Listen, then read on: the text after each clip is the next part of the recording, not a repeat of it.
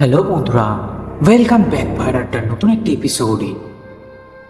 তো বন্ধুরা, আজকে যে ঘটনাটি বলবো এটি একটি জমিদার বাড়ি নিয়ে অভিশপ্ত ঘটনা।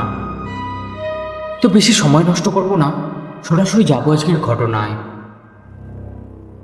বর্ষার শেষ দিকের রাত, আকাশে ঘন কালো মেঘ, মাঝে মাঝে বিদ্যুতের ঝলকানি। পশ্চিমবঙ্গের এক প্রত্যন্ত গ্রামে ছিল একটি ভাঙাচোরা জমিদার বাড়ি।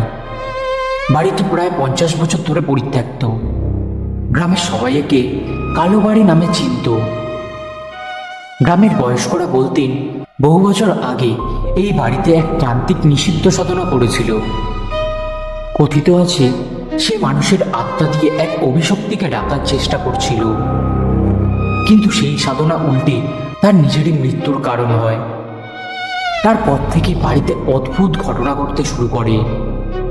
রাত 12টার পর সেখানে কেউ গেলে নাকি আর আগের মতো ফিরে আসে না। অর্ণব শহরের এক তরুণ ইউটিউবার, এসব গল্পে বিশ্বাস করত না। সে ঠিক করলো পুরো রাত সেই বাড়িতে কাটিয়ে ভিডিও বানাবে। রাত 11:30টার সময় সে ক্যামেরা, টর্চ আর মোবাইল নিয়ে বাড়ির ভিতরে ঢুকলো।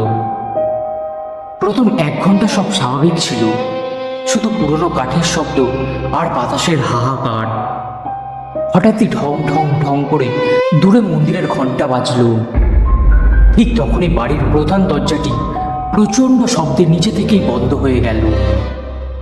অর্ণব দৌড়ে গিয়ে দরজা খুলতে চেষ্টা করল, কিন্তু দরজাটা যেন বাইরে থেকে কেউ শক্ত করে ধরে রেখেছে। হঠাৎ তার ক্যামেরা স্ক্রিন নিজে থেকেই জ্বলে উঠল। স্ক্রিনে দেখা যাচ্ছে তার ঠিক পেছনে একটা লম্বা কালো ছায়া দাঁড়িয়ে আছে। সে ভয়ে পেছনে তাকালো, কিন্তু পেছনে তাকিয়ে দেখলো কেউ নেই। আবার ক্যামেরার দিকে তাকাতেই ছায়াটা আরো কাছে চলে এসছে। তারপর ক্যামেরা স্ক্রিন পুরো কালো হয়ে গেল। উপরতলা থেকে ভেসে এলো ছোট্ট একটা মেয়ের হাসি। অর্ণব সাহস করে সিঁড়ি বেয়ে ওপরে উঠল।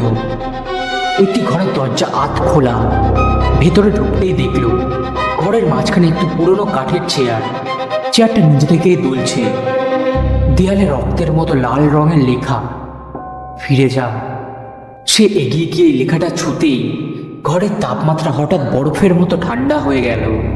তার নিঃশ্বাস থেকে ধোঁয়া বেরাতে লাগলো। ঠিক তখনই তার কানের পাশে কেউ ফিসফিস করে বলল, অনেক দেরি হয়ে গেছে। অর্ণব চিৎকার করে পেছনে ঘুরল।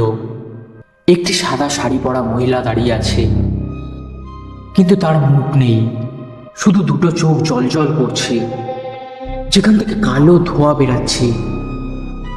মহিলাটি আস্তে আস্তে হাত তুলল। চারপাশের দেয়াল কেমন কাঁপতে শুরু করলো। তারপর হঠাৎই পুরো ঘর অন্ধকার হয়ে গেল। টর্চও নিভে গেল, মোবাইলও বন্ধ হয়ে গেল। কিন্তু অন্ধকারের মাঝেও সে দেখতে পেল শত শত লাল চোখ, যেন কেউ তাকে ঘিরে দাঁড়িয়ে আছে। একসঙ্গে অসংখ্য কণ্ঠস্বর ভেসে এলো, আমাদের সঙ্গে থাকো। অর্ণব প্রাণপণে দৌড়াতে লাগলো। করিডোর যেন শেষই হচ্ছে না। যে দরজা দিয়ে সে ঢুকেছিল সেটি আর খুঁজে পাওয়া যাচ্ছে না।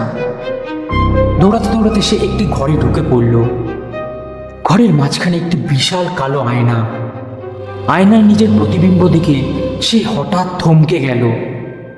আয়নায় সে একা নয়, তার পেছনে দাঁড়িয়ে আছে সেই মুখহীন মহিলা, আর তার চারপাশে সেই ত্রান্তিকের চোখ দুটো সম্পূর্ণ কালো।